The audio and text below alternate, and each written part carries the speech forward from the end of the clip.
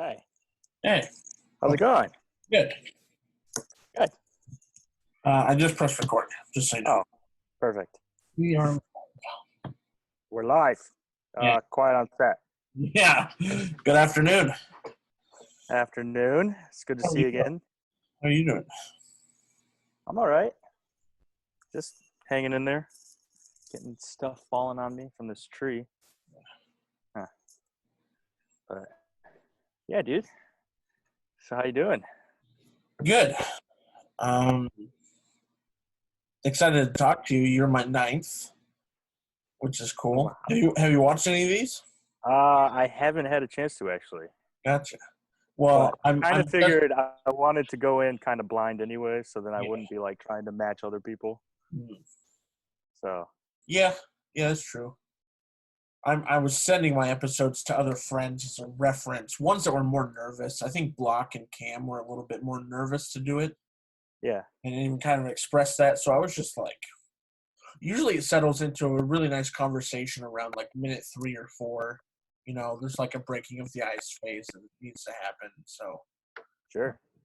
that's what I've felt at least. But I've also become a little bit more experienced with each one, just how to gauge the conversation and how to kind of conduct it. So Mm-hmm. are Absolutely, you? dude. And we're Cam and Jake your only ones from Michigan that you did so far? No. I have 8, so I've done 6 from Michigan and 2 from Salem. Oh, okay. Wow, nice. Quite a few Michiganders on here, huh? Yeah. Cam and Hannah. Okay. Riley, Johnny, David, not Gilio, David Brown. Oh, right Sorry for forgetting his name. on. I won't tell him. Yeah, I feel like I'm forgetting somebody, and I feel bad. Who am I forgetting? Oh, Joe. Oh, right on. Joe Miller. Yeah. Nice. Solid Yeah, group. Have you thought about doing anything like this before? Not really. I had a buddy a couple years ago. He came to me and he was kind of trying to start his own media business and wanted to do some podcasts and stuff. So I went over to his place and we did like maybe a half hour in his little studio. But it was just audio. It wasn't visual. Oh, So we just talked about like sports and stuff. So cool. yeah, one of my better topics. Yeah, I like to. I like to explore my history with my friend that I'm talking to and kind of share that with the audience. I like sharing kind of how I first met this person, my first impressions of them. Man, my very first time, I remember you telling this story about you and I going up and down the stairs at the same time. Yeah. And one of our teachers, what did he say? It was Tom Greenberg, and he's standing there waiting for us to just walk into each other, and he's like, no good can come from this. Yeah. Yeah. That's just an accident waiting to happen. Right, exactly. We were just bumbling up and down the stairs. Yeah. Well, I actually don't really remember that. I remember Really? I don't. Oh, wow. My first noticing of you, man, this is my first memory, and there had to have been other times before leading up to this that we crossed paths or at least had some sort of interaction. But it was when I heard you talking a couple tables away from me about a party you had recently. Oh, yeah. And I was just starting to dabble into this, so hearing that word really piqued my interest. I was 19 at the time. I was like, whoa, party, what is this? Yeah. I was just so curious. And then you left that conversation and you were walking around, and I go, yo, did you say something about a party? And you go, yeah. And then I go, I like to party. Oh, dude, I vaguely remember that. Okay. I think it was like I think I was still kind of stuck in between, like, getting to know you guys and, like, hanging Yeah. out with the class before, like, my original class. And I was like, hey, guys, like, having this get together. And everybody, like, I'd had a few before, so everybody kind of knew what it was about. And so I was just inviting them. And then I was, like, walking around, and it was, like, all freshmen, like, I didn't know Right. really any of you at the time. Yeah. So then you come up to me, you're like, hey. And I was like, hey. Like, Yeah. Yeah. but it worked out. Did you end up coming to that one? I don't remember, actually. No, I don't think so. What ended up happening is we did our silent film. You remember working on that together Yeah. where the C-stand fell on my hand? Yeah. That's one of my favorite memories of you, dude. Dude. It sounded exactly like Woody, my shout. Yeah. Some sort of a Yeah. shout that sounded like Woody. And I just remember Uh, you and David Brown laughing so hard, and I was like, these guys are cool. This yeah. is a fun group. Wow. But we got to That is talking on something. that. We got to talking on that film about the party, and you were like, it's not going to be like any sort of a rager or anything. Yeah. You calmed it down for me, and I think I lost interest. I was like, oh, Yeah. that's not what I'm looking for. Yeah, probably. I'm pretty sure it was just, I used to have, like, fires all the time. Yeah, So it was probably just, like, a few people coming over for a fire. definitely. This, that, and the other. So, yeah, I don't think I ever had a rage. I never had an actual rager, but the closest thing was I think it was the end of your first year. So end of my second year, I just graduated the associate program, Hmm. and everybody came over to my house for a fire, and Noah brought a keg, and people were just drinking. We were having a good Right. old time. My parents So were there for a little bit, I think. yeah, they came in. Yeah, they were hanging out. I think Tristan's parents were there too, actually. I'm not sure about that. I don't remember that. Yeah, I think They, his dad was at least there oh, because his dad came in for graduation. sure. Okay. Yeah. Actually, So wow. I don't remember that. yeah. I just remember going out to lunch with Jalon and his family. Oh right, But right. that was it. I don't even know that Tristan was with us. That's strange. Oh, totally. His dad came. Yep. Mm-hmm. Because And when I think Tristan and I said goodbye, Tristan and his dad were starting their journey home too. yeah, I remember that. Huh. Man, that was a long time ago, dude. Like, Yeah. so much has happened since then.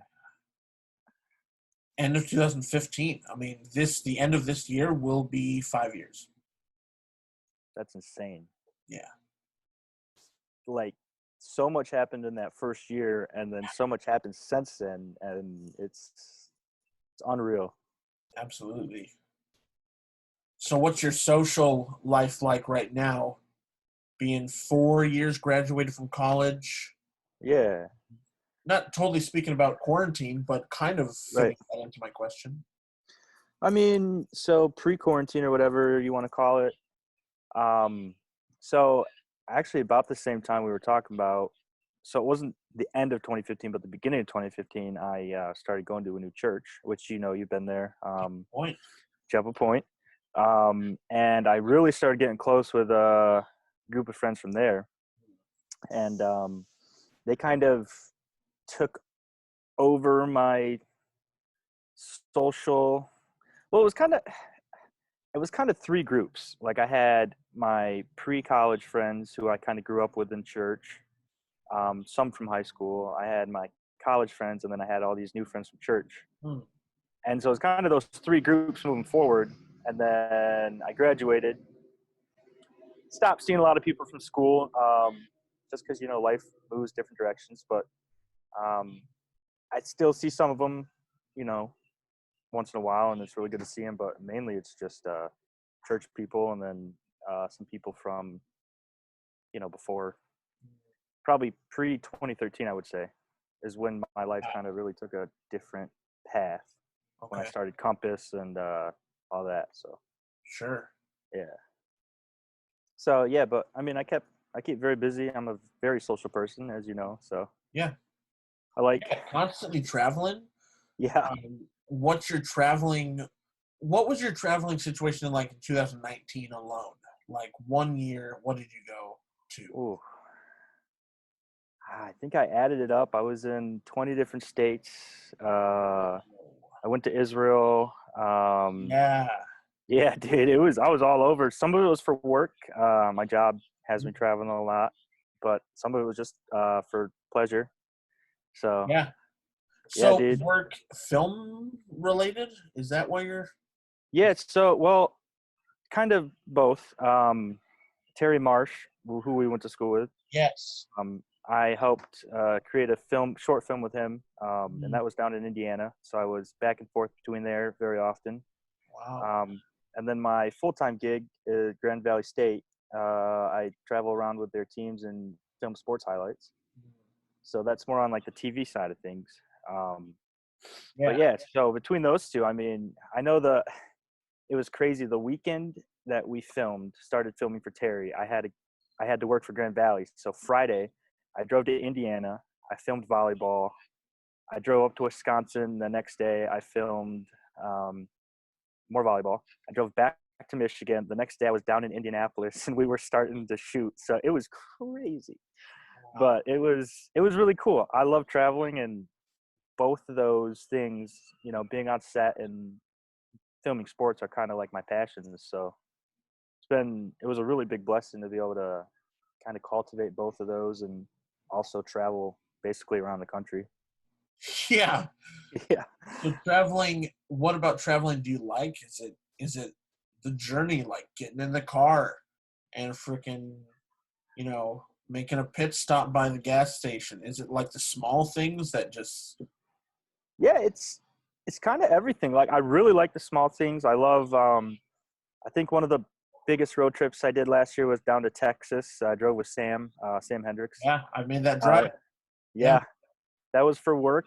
2 straight days on the road, lots of good conversations, different music, stopped at a couple barbecue restaurants. sure. Um and then like I really like that, but I really like being there too and experiencing different I'll say subcultures because it's all kind of within the United States. All under like one big culture, but different subcultures. Like I Yeah, really like the South. I think people down there are just friendly. Um, Lots of history down there. I love being on the ocean. You know, I went out west last year for the first time, kind of. Arizona, Nevada. That was sure. cool being out there. Yeah. So, yeah, dude, just I don't know. I just love. I'm I love where I'm from. I very much identify with Grand Rapids, Hudsonville, West Michigan, but I know there's more than that, and I love experiencing what other people experience. You know, so Definitely. That's so cool. I love your heart in that regard because nobody else that I know, no other friend that I have does as much traveling and desires that drive as much, or at least maybe they desire it, but there's not as much follow through. sure, sure. Well, Um, and I think, see, and I've had that conversation with a few people.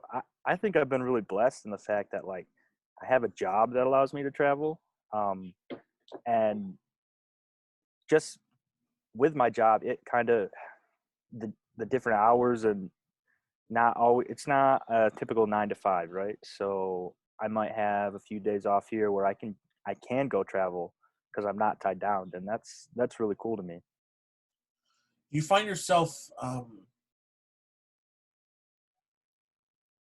what is your on a messed up routine, a messed Mm. up sleep schedule, traveling? Do you notice yourself making stupid decisions financially or time wasters? Do you consume too much media? Like, how do you keep a strict schedule Yeah. So are you on the talking kind road? of like right now and on the road? You mean? Mhm.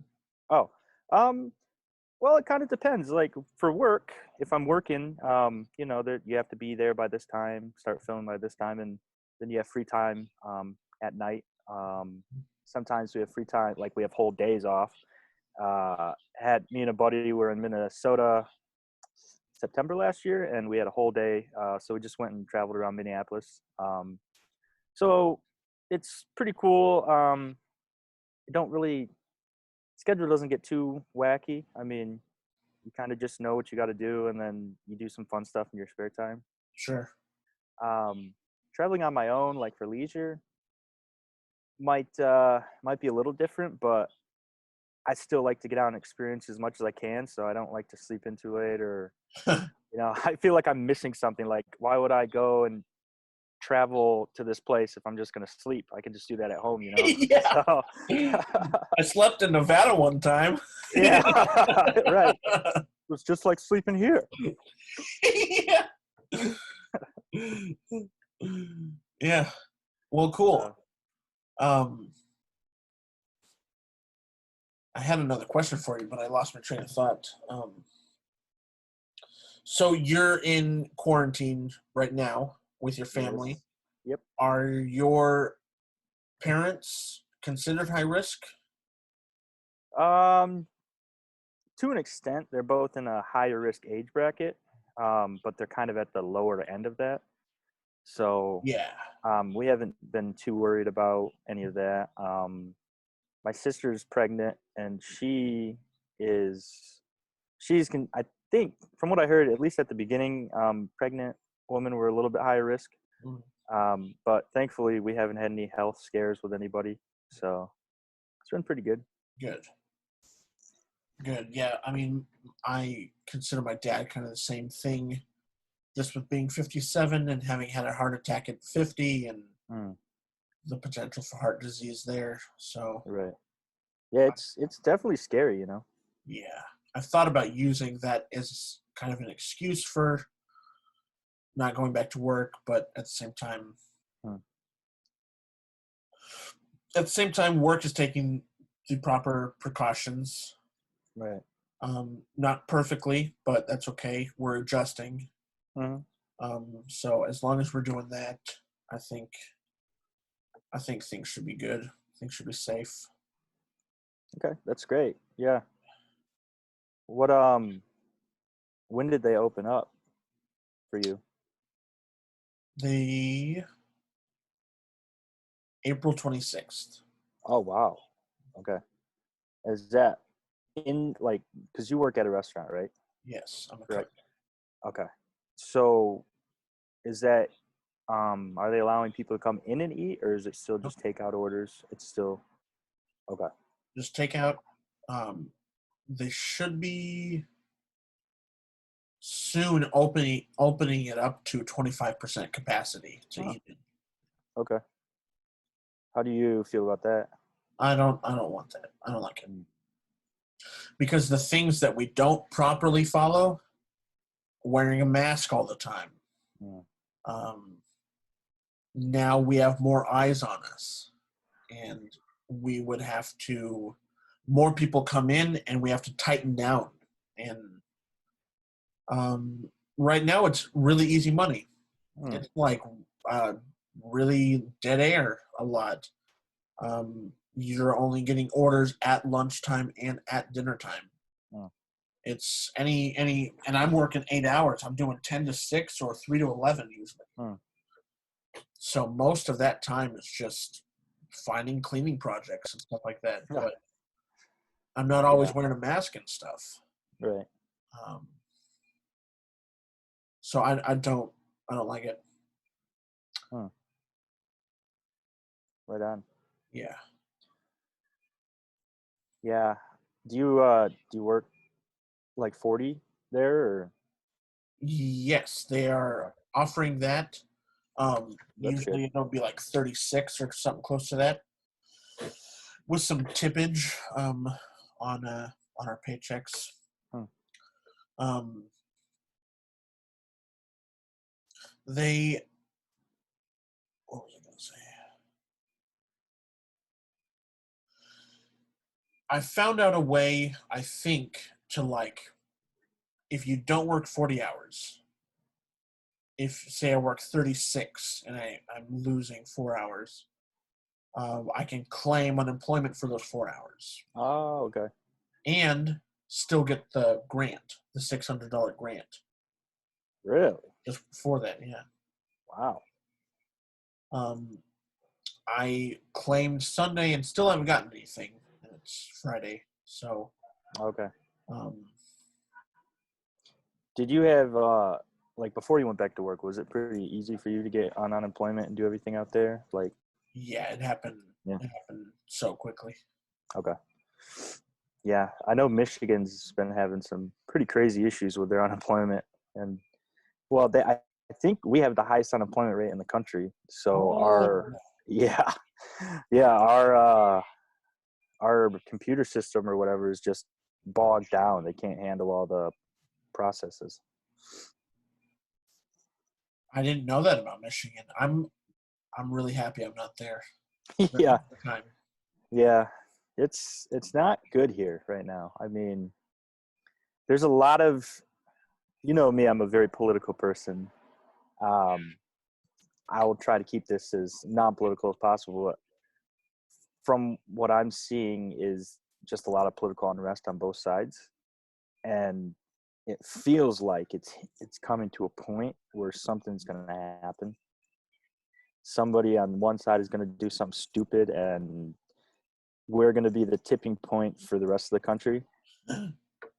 Just like just taking the temperature around, you know, just even going to the store or reading Facebook posts, or even with the protests that have been happening, it's pretty surreal.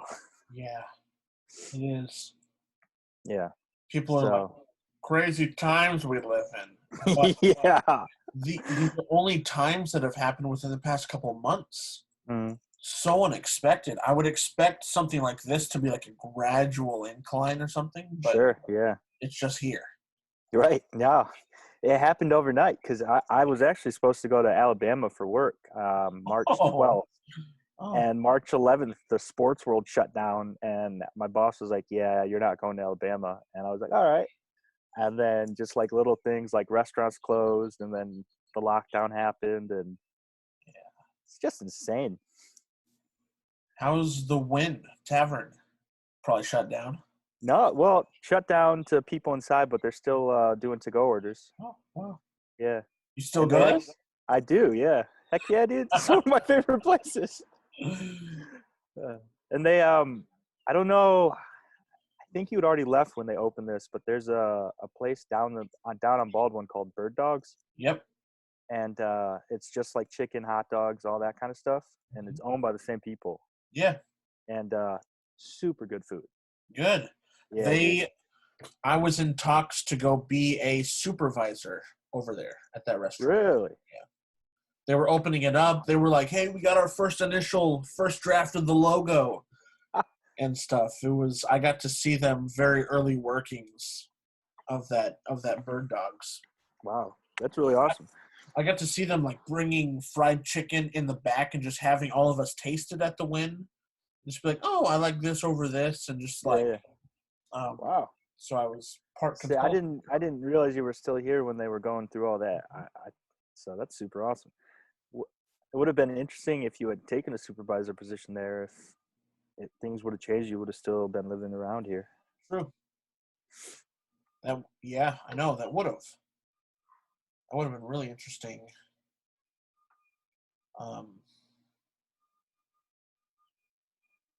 Yeah, what things have turned into. Because Rob blocked me on all social media. Really? Was he Yeah. is he the guy from the Win? Yeah. Okay. You should say what up sometime for me. I see him. I think it's Rob I see when I go in there. So I'll say something. Yeah. Yeah. Hey, Colin says said, "What's unblock him. up?" Yeah. Yeah. Colin says he really has something to say to you. So Right. just unblock him on like Instagram or something. It'll be short. Yeah. Well, those guys really supported my stand-up. They came and saw me and came and saw my show. And when I quit to Win, it was pretty sudden. Mm. It was actually just a couple days after we had like a really good time out after a stand-up show, and then like 2 days later I was done. Mm. And Rob just texted me and said that's cold. But that's the thing, is I underestimated how deeply he meant that. Those two words pop into my head every now and again because I really felt that he meant that is cold. Right. Like, we supported you. and you can't just like stick with us, you know. Right. I don't know. Yeah, I can imagine that would be a very abrupt change for both parties. Like, because I remember that, like, whenever I used to go to your shows, there'd be a crew from the Win there and Yeah. everything. So, Servers yeah, and and I some still of see I the still see quite a few of them when I cool go in there. some of the prettiest women I've worked with. Not only prettiest, just coolest. Just to be able to like Mhm. turn on some music and just like boogie with them back Yeah, in the kitchen or something. I really do miss the Win. yeah. I miss like right now over at Boone's. Everybody is mid-30s and up, Hmm. so I'm not working with other 22-year-olds that Hmm. were my age and in the same stage of life or something. I really miss the Win. I was Yeah. just literally thinking. I was just thinking yesterday as I was working, man, what if I went back and like took a Hmm. managing job at the Win? you know, I I Hey, don't man. know. Well, I know we'd be happy to have you around. I don't know about the Win, but we'd. Yeah, that's the thing is there's nothing I could say that would allow them to believe me, and I won't do this again. Type of thing. Right. It might be a bridge you burned, but it's not like that was the only place in the world to But have opportunities. I should have taken advantage because I really don't like the corporate. I just like um, this being the ceiling, you Hmm. know, instead of working in a tower where just like I'm at the bottom and I'm just never ever going to be able to reach the higher ups. Hmm. You know, I hate that feeling. I don't like working under that. Is that kind of what you're working under right now? Is the place Yeah. you're at very corporate? Mhm. Okay. I send an email to them asking them questions, and they just send my email to my manager. Like, here, please answer. And then my manager doesn't even like answer my questions. Hmm. So we're in the same place. Yeah. I hate that. I just want to be able to message Rob, message Hmm. Skip, and be like, "Yo, can I try this? I can't make it today. Whatever." Right. Yeah. No, that's frustrating. I know, like Grand Valley, while I work for like a certain department, it's crazy the amount of hoops you have to go through to get answers to certain questions and human resources and payroll and all this kind of stuff. So it's definitely the biggest company I've ever worked for. Obviously, it's a big college, but it's interesting as opposed to like the mom and pop places where it's like, hey, you're texting your boss or something. Mm-hmm. So, That's what I miss. That's what I genuinely miss. I never had any qualms with them. hmm. I just needed to make more money. Yeah. And that's what I tried to work out with Rob. And he did give me $1 raise, Okay. but he dropped me a day on the schedule. So it evened out to basically what you were making. So I'm like, all right, I'm done. Sorry. Yep. That was cold too. That's my thing. I need to make some money. Right. That was cold too. Hmm. Dude, I was literally just thinking 2 days. Oh, it had to have been yesterday about you being fired by that director in the while you took his call. Oh, I don't know why that popped into my yeah. head. Maybe I was preparing for this, but Yeah, maybe. you should tell that story. All right. Well, real quick, it's funny because the other the other day I was on Facebook and he popped up as a friend referral. Oh. I was like, no. I was like, wait, you know what? Maybe I should friend him You just to should have. unfriend him. Be like, you're fired. You like add him, he adds you Yeah, back, and you delete him or something like that. yeah, yeah. All right. So the story. I was working on a feature film, 2017 summer, um, relatively close to the car accident I was in. So it was like my first gig back, and I was like, all right, cool.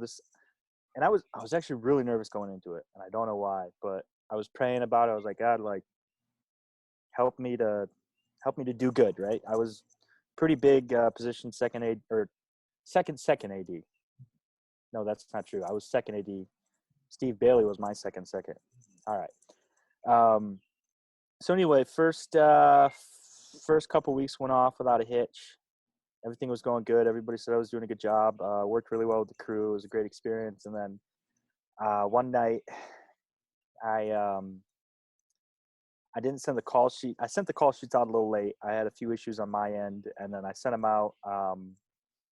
And there ended up one of the actors coming on for the next day, who it was going to be her only day on set, but this was a union gig, so she had an agent, and her agent started emailing me. It was like, hey, this is so unprofessional that you sent this out so late, and we're not going to be able to be there by call time, and so we're not going to be able to be there till this time, which was like, I think it was 4 to 6 hours after we needed him there. So now I'm freaking out because I was like, okay, I have to talk to the UPM, the producer, the director, somebody, but it's already 12 a.m. We're supposed to be on set by 8. So I email her back. I'm like, hey, I'm so sorry. I'm trying to talk to the people who have, the authority to make these decisions. And she just wasn't having it. She's like, hey, like, just reaming me out over email. So I get a hold of our UPM, unit production manager.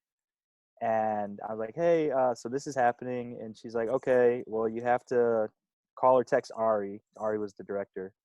And let him know what's happening. You know, he might not wake up, but at least he'll have the voicemail in the morning. So I think I ended up texting him, and I said, hey, this is what happened. She's not going to be able to be there by this time.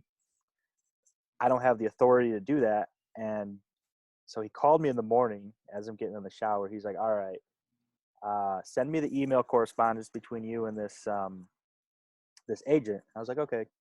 Send him the email correspondence. And something I said to her really upset him, Ari. Like, he thought that maybe I was overstepping my bounds or something, but he called me as I was getting into the shower, cussed me out, called me a dumbass, all this kind of stuff. And then hung up, or he said, you're fired, don't come in today. And then hung up on me. So at this point, it's 6:30 in the morning, getting ready to go to set. I'm in the shower. I'm like, I don't know what just happened. So I'm like, and I'm pretty upset. So I have my moment. I calm down and talk to the producer. He's like, hey man, the director has no right to fire you. So we still want you to come in today. I was like, all right, so I'll come in. But Didn't I you ended up break a door or like slam a door? yeah, I think I punched the bathroom door at my house.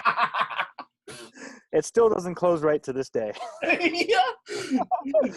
Yeah, dude, it was insane. But I ended up going. I ended up being there about 4 hours late because I was like, well, because it was an hour drive there, and it was already a couple hours by the time it was ironed out, and I was told to come back.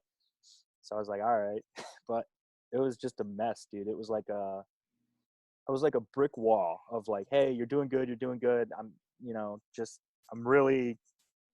I'm excelling, I'm working well, and then boom. So Wow. yeah. Oh man. Okay, so you just alluded to something that I also really want to hop onto, which is your car accident. Oh, okay, sure. Well, I wanted to ask you Talk if about a brick wall. yeah, I wanted to ask you if there's any still like repercussions and pain that you're going through, because this was a rough. Do you mind telling this story too? Yeah. So this one involved Andrew Proper. So shout out to Proper. Yeah. um, You live with him. yeah. So it was 12:30, and we were coming back from his house.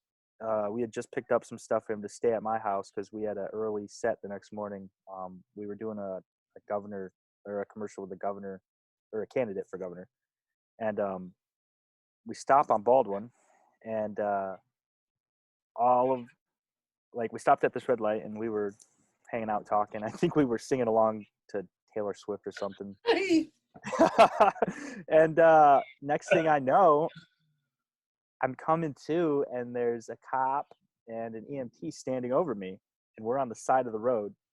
And I was like, this isn't right.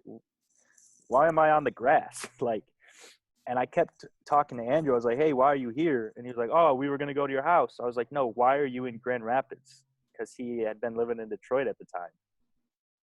And yeah.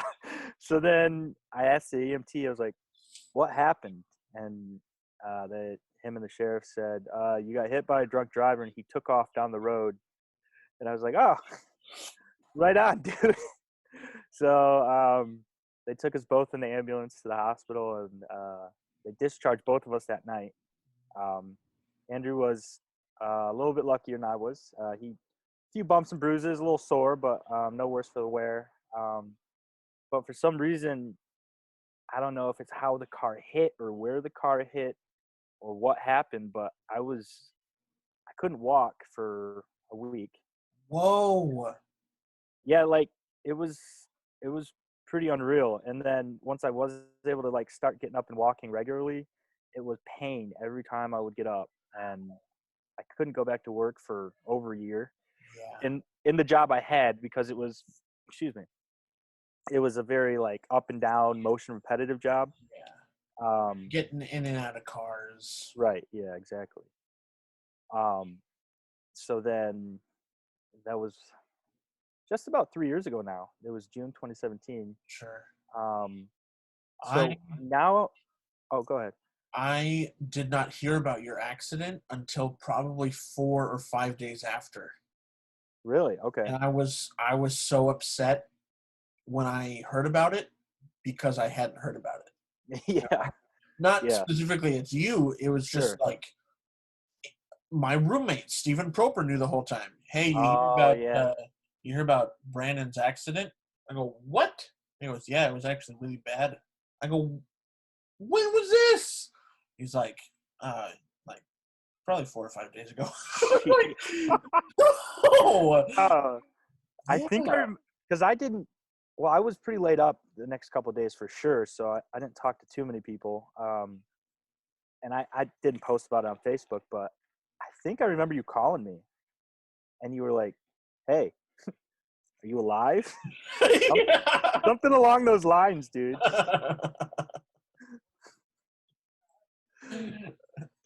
Because you were slammed into a pickup truck. You're at a full stop, and he comes and hits you at 45 miles per hour. Yeah. Correct? Yep. Coming off the highway. Yep. Yeah, so he hit me, and then from there... Sorry. All right, we're good. From there... we slid across the intersection and into a sign, and then the sign fell. It was like a speed limit sign, so it wasn't that big a deal. But I think the craziest thing, and the thing that, like, when I talk to my parents about it or whoever, like, we're like, yeah, God was watching over you, was the fact that stop at this red light, and it had just turned red, right? Stop at this red light. On the other side of the intersection, there was an off-duty cop and an off-duty EMT sitting in their cars coming home from work that witnessed the whole thing. So the EMT was able to come over and start helping because I had passed out. Yeah. And then the sheriff was able to call in the license plate number of the car that took off. Yeah. Like, so crazy. Like, you've never heard of that. Like, I've never heard of that where an off-duty cop and EMT see an accident and are able to render aid right away. Yeah. Because, like, who knows what would have happened if they weren't there to call it in or... Yep. Because I know Andrew was awake, but he was definitely dazed, and he would have been like coming to, yeah. Right, and my phone went flying, so and I think his did too. So he wasn't able to like reach around and grab a phone or anything. Yeah. Plus, you had passed out on impact. Mm-hmm. At one point, you vomited all over yourself. Yeah. And you had been awake and talking before you had come to. Yeah. Which is so scary to me. Yeah, absolutely. It's like your brain had just like, just rotated a little bit. Right, exactly. Yeah, it was insane. Like Andrew tells it best because he was obviously there. Because I have no recollection from when the car hit to waking up with the EMT over me. Wow. Like I don't remember any of that. I don't know how long it was. And he was like, I was really scared for you. You were over there gurgling. You threw up on yourself, and my seat had broke, so I was like laying back. What? Yeah, the seat broke. Like it was crazy. Something that I fear is being a man of size in a car accident. Sure. The power, the weight being thrown around, Mm-hmm. I think would be detrimental to Sure. me, especially as I get older, can't heal as quick or as much. Mm-hmm. So that kind of makes sense. That's really scary. And the car you were in was a pretty flimsy little car. It's not like it's going to protect you a ton, right? Yeah. I mean, it was just kind of your standard sedan. So Yeah. back end got really wrecked, and we were thankful that nobody was in the back seat because they probably wouldn't have survived. Right. Exactly. So, like God's grace definitely abounded in that situation. But Yeah. I mean, Every not aspect. to, absolutely. That's not to say the recovery didn't suck, but I mean, The here. So recovery sucked. The punishment for the driver also sucked because it was nothing. It was just like a little, don't do that again. yeah, basically. Like Yeah, that was. not even a DUI or anything, right? I don't know. I don't know about that. That's absurd to me. I I know because I went to like his sentencing because it took a while to get there. It was like I want to say almost a year later, and I think he got 5 days in jail with a day served of the night of the accident, and he actually got to pick. Like normally the bailiff will come in and they'll take him to jail right there. The judge was like, "Well, when works for you?" He's like, "Well, Tuesday." And the judge is like, "All right, Tuesday it is." I was like, Yeah. and I'm sitting back there like, excuse me, like limping up to the judge. I'm like, are you kidding me? At least give him the full 5 days. I could probably heal by Tuesday, I guess. Yeah. That was unreal, dude. And my mom, bless her heart, dude, she was there and she was livid. Isn't that like the only time you've heard her say the F word? Is like, Yeah, one of 2 times in my life I've heard her say the F word. And she was having it out with this guy's lawyer. Like, she was whoa. Yeah, dude. Dude, she is brutal sometimes in public. Yeah, she can be. I mean, yeah. Can't be. Absolutely. Yeah. She's a nice, very sweet lady. She's Right, very generous and loving. But when she senses unfairness at play, like with the whole Denny's worker, do you remember? Dude. You and I are like inching our way out of the restaurant. I don't even remember all the details of that. I just remember I was like, all right, I think we should go, like, pay for the Grand Slam and get out. Yeah, I don't remember the details too. Something with a gift card not working or some shit. I don't remember. Yeah. Keep track of time here.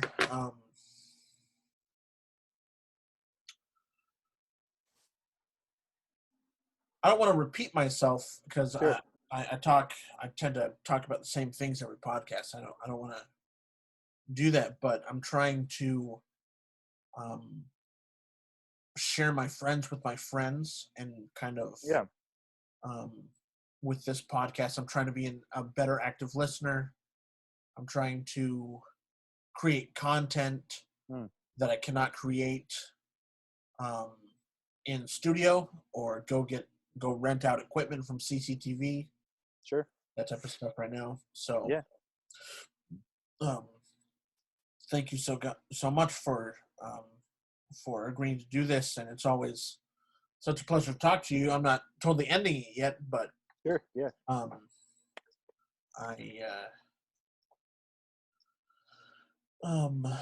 I guess I'm more stalling for a subject. I will usually go out and go into the editing bay and like edit out any repetitive information that I give, or any dead space or any awkward beats or anything. So Sure. um, I Yeah, don't know what's on your heart recently. Like, what do you think of the political climate? I kind of want to get into that with you. I don't know how much reciprocity I'll be able to have for you, but yeah. um, I would love to know your thoughts.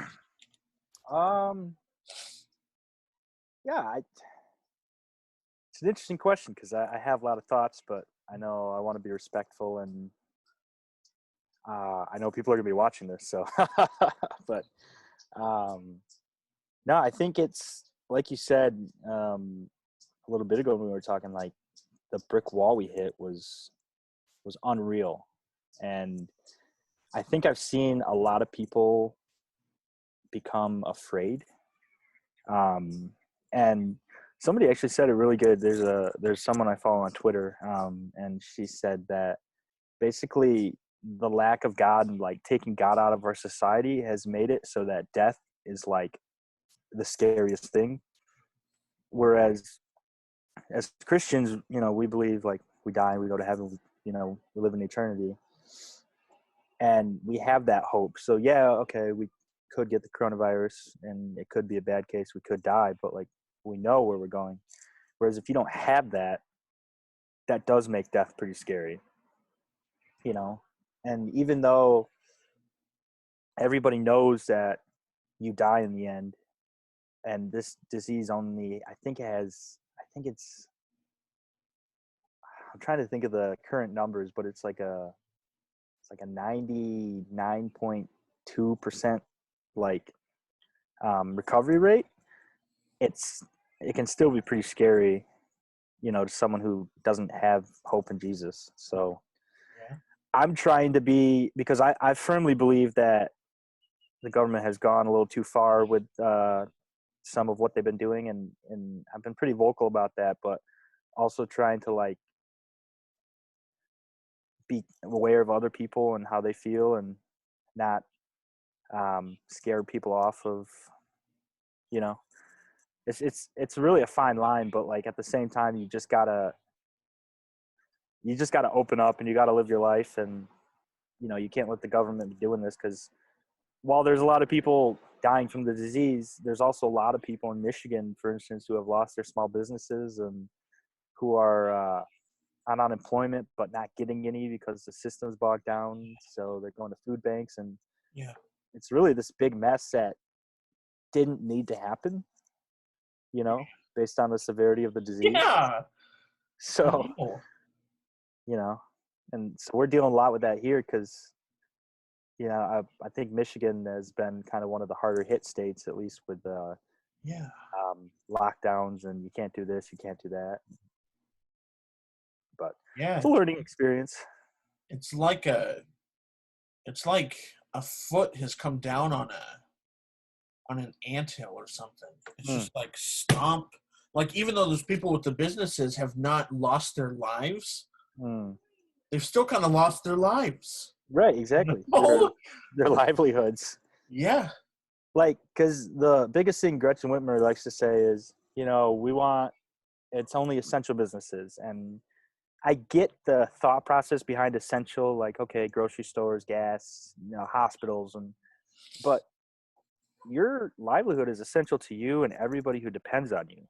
Like, everybody's job is essential because it provides food and medical care and all this stuff, right? And if you take that away, you're saying to three-quarters of the population, you don't matter, your needs don't matter, you know. And so that's the frustrating part for me, is we're going too far to one side. True. True. How do you think that Trump is handling these things right now? Is this a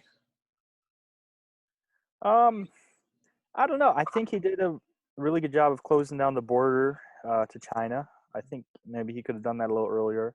I think he did a good job. Basically, he shut down the border to all non-essential travel, which I think has been a really good thing, not to let it spread. Um, I personally don't like Fauci, uh, Dr. Fauci, his sure? advisor. So, because sometimes Trump will be like, Fauci's doing a great job doing this, and then sometimes he'll can't think of the word, but he'll like say stuff that goes against what he says, and I don't know. It's like it feels like Trump's playing a game almost. And I just hope he knows what he's doing to like, I know Trump wants to get America back open, which is like something I'm very keen about. So I just hope he does that and doesn't listen to all the doomsday people who say like, we can't open until there's a vaccine or we have to, all this kind of stuff. So I think people are just throwing whatever stones they can at him. With people saying, "Oh, Trump said to inject yourself with Lysol." Like, yeah, it wasn't. If you watch the clip, like he's just spitballing. Right. No, that's exactly the word I used, dude. Yeah. I was like, he was just mulling around an idea, and that's what Trump does. He doesn't speak, like he just kind of speaks his mind, like, and say what you want about that one way or the other. But like, so that's what you get. You get him like spitballing, formulating an idea, and then people taking like, oh, I'm not going to drink Clorox, and I was like, well, I hope you wouldn't. Right. I really hope you wouldn't. But that's not what he said. Like, yeah. It's like, I think after all that went down, I tweeted, I was like, critical thinking in America is pretty dead right now. Definitely. For people to take what he said and then think that it meant injecting Lysol or disinfectants. I think he just doesn't want to be caught with nothing to say. Right? Yeah. So he's going to say something instead of like, because you never see him stammer or like with nothing to say, pass a question on to another person. It's always, he's just drumming. He might say something to like, say some gibberish for lack of a better term to get his thought process going, but he's always saying something. Yes, definitely. And that's not, you're not going to find perfect articulation when it comes to people just kind of flying off the seat of the pants, Right. That's like an improv show. If you're watching improv, not everything coming out of their mouth is going to be gold. There's going to be a lot of stuff you're going to have to like ignore. Right, a lot of cringe-worthy stuff, but it gets to the good part. So it's like all part of the journey. Absolutely. So May 19th, you're voting? Yeah, May 19th. May 19th isn't the first round of presidential voting or some votes coming up. I'm seeing politicians post, "Hey, vote May 19th." That might be an Oregon thing. Is your primary then maybe? Primary. Okay, yeah. We already Michigan had their primary a couple months ago, and so. Maybe this is an Oregon thing. But I even saw something about Barack Obama just posted vote. But maybe he's telling each state to vote in their own. Yeah, I think Obama is endorsing Biden, so he's probably telling whoever's coming up to vote, he's saying, "Hey, vote for Biden." So just for when the time comes, because that's November. Yeah, I never get excited about this season. Every 4 years, I'm always like, there's certain people I know I have to unfollow on social media because it's just fair enough. Especially if it's coming from an end that I don't, a very liberal, Trump hating, Sure. And I'm not all the way for Trump, but I don't think I'm educated enough to make an opinion on it either. Sure. I have a lot of critiques about Trump. I don't like how he handles or conducts himself in interviews. I think he's kind of an asshole sometimes. Yeah. No, I for sure say that too. I think that speaking his mind and being presidential, I don't think those should be two separate things, but I think they are a little bit. Yeah. Because I think Obama was very presidential, was very respectful, very, to the point, precise, and I did like that about him. I just didn't like a lot of what he did. Huh. But like Trump is very opposite, and it's like sometimes I wish he would kind of maybe be in between. Yeah. Not always use a teleprompter, but Huh. not always just hem haw and whatever. Yeah. But yeah, politics is interesting, especially today, because like even the coronavirus being a political thing, like should it be a political thing or should it just be a pandemic that we deal with and then move on from? Yeah. So, um, coming into the summer as things do open up, what do you have a plan? Are you weighing it out currently? What's your idea? Plan as of right now. So, I mean, right before this all happened, I was starting to move up at Grand Valley. And then I was actually starting to shoot with ESPN 3 because they have a contract with Grand Valley. So they'd shoot a lot of their home games for different sports. And then I was actually going to work for the Whitecaps for the summer, Sure. filming. Wow.